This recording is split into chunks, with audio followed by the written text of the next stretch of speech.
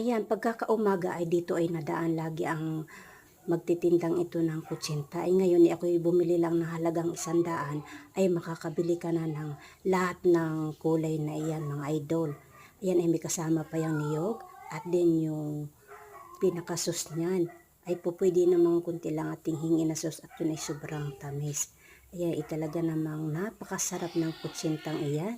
Biruin mo naman sa halagang 100 ay makakatikim na kayong buong pamilya at po pwede na ninyong pagsalusaluhan. Yun lang po at maraming salamat po. We love you all and God bless. Bye bye po.